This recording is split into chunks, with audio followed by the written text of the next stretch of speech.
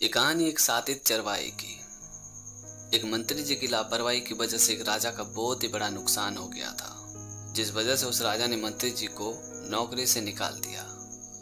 तो मंत्री जी ने राजा से कहा कि महाराज मुझे माफ कर दीजिए, दोबारा मैं आपको शिकायत का मौका कभी नहीं दूंगा। वो मंत्री जी बार बार राजा के सामने गिड़गिड़ा रहा था। तो राजा थोड़ी देर सोचने के बाद बोले कि ठीक है, मैं आपको नौकरी पर रख लूंगा, पर मेरी एक शर्त है। अगर आपने मेरे एक सवाल का सही सही जवाब दे दिया तो मैं आपको वापस नौकरी पे रख लूंगा, लेकिन अगर आपने उस सवाल का सही सही जवाब नहीं दे पाया तो आपको नौकरी से ही नहीं बल्कि इस राज्य से बाहर निकाल दिया जाएगा। तो मंत्री जी ने बिना कुछ सोचे समझे उस शर्त को मान लिया और कहा कि बताइए महाराज, आखिर वो सवाल कौन सा है। तभी राजा ने मंत्री जी से कहा कि ऐसा कौन सा गड्ढा है जिसमें गिरने के बाद हम उठना तो दूर की बात बल्कि और ज्यादा उसमें हम गिरते चले जाते हैं। उस सवाल को सुनने के बाद मंत्री जी थोड़ी देर के लिए सोचने लगे, लेकिन उनके पास कोई जवाब ही नहीं था। तो मंत्री जी ने कहा कि महाराज मुझे कुछ वक्त चाहिए, अगर आप मुझे थोड़ी सी मोहलत दे देंगे तो मैं आपके सवाल का सही सही जवाब दे सकता हूँ। मंत्री जी की बात सुनने के बाद राजा ने कहा कि ठीक है, मैं आपको 1 हफ्ते का मोहलत देता हूँ। अगर आपने 1 हफ्ते में इस सवाल का जवाब दे दिया तो ठीक है, नहीं तो आप इस राज्य से हमेशा के लिए बाहर चले जाएंगे। राजा की ये बात सुन के मंत्री जी वहां से चले गए। फिर मंत्री जी बहुत सारे लोगों से मिले, खूब सारे विद्वानों से मिले, काफी डिस्कस की, पर उन्हें उनके सवाल का जवाब नहीं मिल रहा था। जैसे जैसे समय बीतता जा रहा था मंत्री जी की चिंता टेंशन बढ़ती जा रही थी। वो सोच रहे थे कि अब क्या करूं, अब कुछ ही दिन बचा है, अगर मेरे सवाल का जवाब नहीं मिला तो नौकरी तो छोड़ो, इस राज्य से भी मुझे जाना पड़ेगा। और यही सब बातों को सोच सोच के मंत्री जी को बहुत ही टेंशन होने लगी, चिंता होने लगी। वो सोच रहे थे कि अब करे तो करे क्या। वो धीरे धीरे मंत्री जी का सारा वक्त खत्म हो चुका था, बस आखिरी दिन बचा था। मंत्री जी सोच रहे थे कि अगर आज मैं राजा के सवाल का जवाब नहीं दे सका तो मुझे इस राज्य से जाना ही पड़ेगा। और इसी टेंशन के मारे मंत्री जी एक जंगल के रास्ते से राज्य से बाहर जा रहे थे। फिर वो जंगल में एक पेड़ के नीचे बड़े निराश होकर बैठे थे। तभी वहाँ एक चरवाहा बकरियां चरा रहा था। तो उस चरवाहे ने मंत्री जी से पूछा कि क्या बात है, आप बड़े निराश लग रहे हो, दुखी लग रहे हो। तो मंत्री जी ने अपनी सारी कहानी, सारी आप बीती उस चरवाहे को सुनाया। तो चरवाहे ने कहा कि बस इतनी सी बात है, मेरे पास एक पारस पत्थर है, इस पत्थर को अगर किसी चीज या वस्तु में छू दोगे, घिस दोगे तो वो सोने का हो जाएगा। मैं तुम्हें ये पत्थर दे दूंगा तो तुम्हें राजा के पास जाने की जरूरत ही नहीं पड़ेगी, तुम्हें नौकरी करने की क्या जरूरत पड़ेगी, तुम्हारे पास खूब सोना चांदी सब कुछ होगा। ये बात सुनते मंत्री जी खुश हो गए और मंत्री जी ने कहा कि क्या सचमुच तुम मुझे वो पारस पत्थर दोगे। तो चरवाहे ने कहा कि हाँ, मैं बिल्कुल वो पारस पत्थर तुमको दूंगा, पर मेरी एक शर्त है, तुम्हें मेरा चेला बनना पड़ेगा। तभी मंत्री जी ने गुस्सा करते हुए कहा कि ये क्या बकवास है, मैं तुम्हारा चेला कैसे बन सकता हूँ। तो उस चरवाहे ने कहा कि अगर ये पारस पत्थर तुम्हें चाहिए तो तुम्हें मेरा चेला बनना ही पड़ेगा। थोड़ी देर सोचने के बाद मंत्री जी ने कहा कि ठीक है, मैं तुम्हारा चेला बन जाऊंगा। फिर उस चरवाहे ने कहा कि तुम्हें चेला मैं एक ही शर्त पे बनाऊंगा, तुम्हें बकरियों का दूध पीना पड़ेगा। चरवाहे की ये बात सुन के मंत्री जी का गुस्सा और तेज हो गया और उन्होंने गुस्सा करते हुए चरवाहे से कहा कि ये क्या बकवास है, मैं भला बकरी का दूध कैसे पी सकता हूँ, मैं मंत्री हूँ, मंत्री। तो चरवाहे ने कहा कि ठीक है, कोई बात नहीं, अगर तुम्हें ये पारस पत्थर वाकई में चाहिए तो ये शर्त तो तुम्हें पूरा करना ही पड़ेगा। फिर मंत्री जी थोड़ी देर सोचने लगे। उसके बाद मंत्री जी ने वापस कहा कि ठीक है, मैं बकरी का दूध पीने के लिए तैयार हूँ। उसके बाद चरवाहे ने कहा कि ठीक है, मैं बकरी का दूध इंसान की खोपड़ी में निकालूंगा, फिर मैं उस दूध को जूठा करूंगा, कुत्ते को भी चटवाऊंगा, उसके बाद वो दूध तुम्हें पीना पड़ेगा। उस चरवाहे की बात सुनकर मंत्री जी अपने गुस्से को काबू नहीं कर पाए और उन्होंने चरवाहे से कहा कि ये तो हद हो गई, ऐसा भी कोई शर्त रखता है।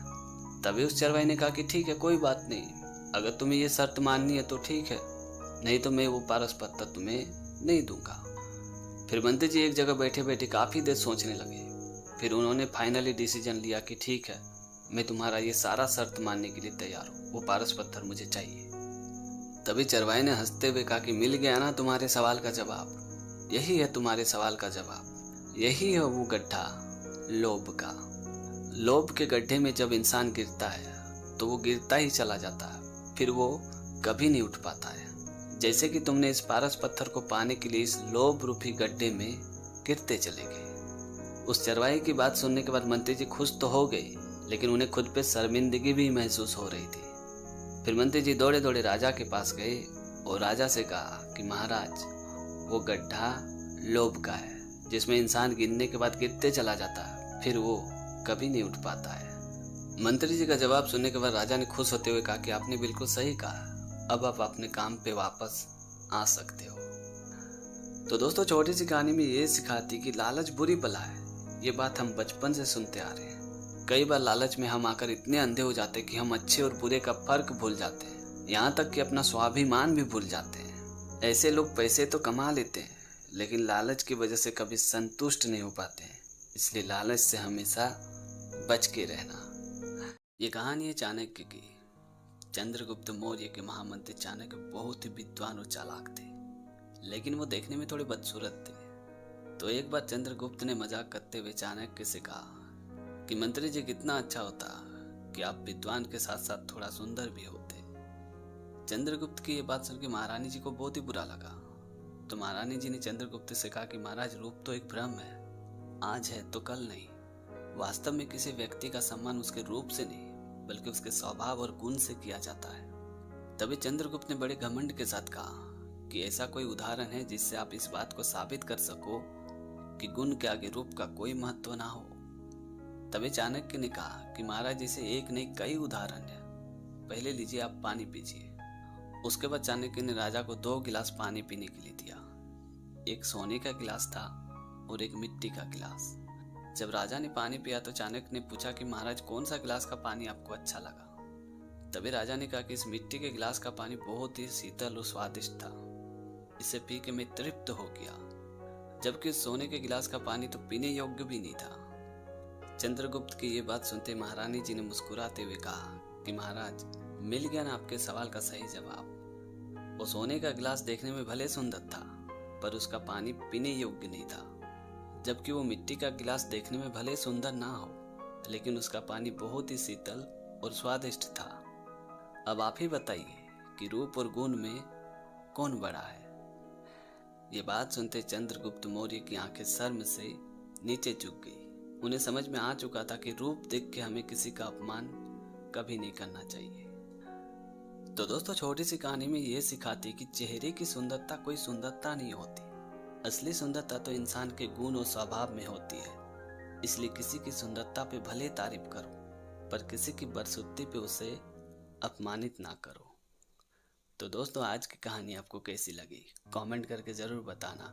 और अगर आपने हमारे चैनल को अभी तक सब्सक्राइब नहीं किया तो प्लीज़ यार चैनल को सब्सक्राइब कर देना, क्योंकि इस तरह का कंटेंट मैं हमेशा अपने चैनल पे लाते रहता हूँ। तो आज के लिए इतना ही। मिलते हैं अगले वीडियो में एक नई टॉपिक के साथ, एक नई कहानी के साथ। तब तक के लिए जय हिंद, वंदे मातरम।